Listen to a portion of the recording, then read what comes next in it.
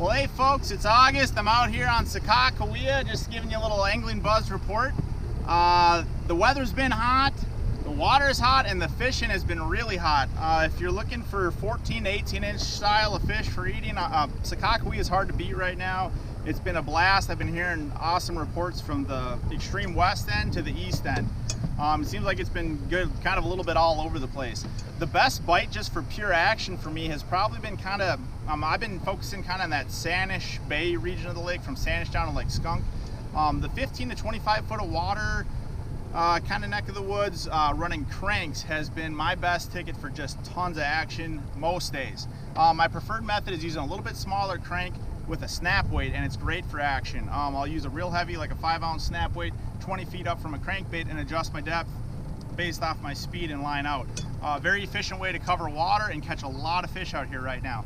It is good some days though to have a few approaches, and whether just for fun or if they're not eating cranks very well.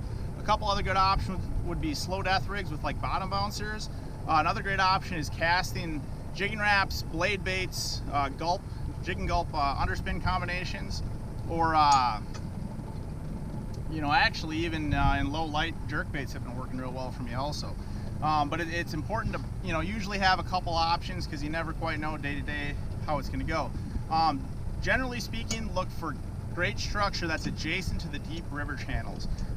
Depths can change day to day. During the day, the course of a day, I might catch them from 4 foot out to like 30 foot. And that might change. A lot of times I'm fishing just inside the, you know, the large amounts of bait fish. A lot of times your smelt are out in deeper water, but you'll get a lot of emerald shiners up in shallow water. And a lot of times even midday, you can have some really, really hot shallow bites related to emerald shiners up in real shallow water. A lot of times those are actually a lot of my bigger fish bites too. Even casting like size 7 jigging wraps up in really shallow water, like 4 foot of water. It's amazing. Heavy jigging wraps and blade baits can be really good at triggering fish in shallow water when they're on those emerald shiners. Anyways, it's been a fantastic bite.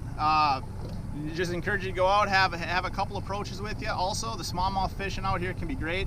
I'd look for them in kind of that 15 to 25 foot of water, on humps or points again, especially if there's a lot of rock. They really like high spots, and a white swim bait and a white tube is hard to go wrong with for smallmouth. Also keep a top water handy in case you see them busted on the surface. Right now I'm just out here graphing points adjacent to a deep river channel looking right now, and right now I'm not seeing any. If I don't, I'm gonna run to the next spot. That's also one of the most important things to keep in mind. Don't get hung up on needing to fish specific spots. Just keep bouncing around.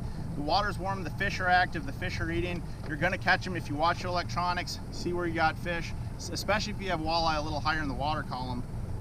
Fish those, keep moving, you're gonna have a great time out here. Hope you have a good one. Catch you later.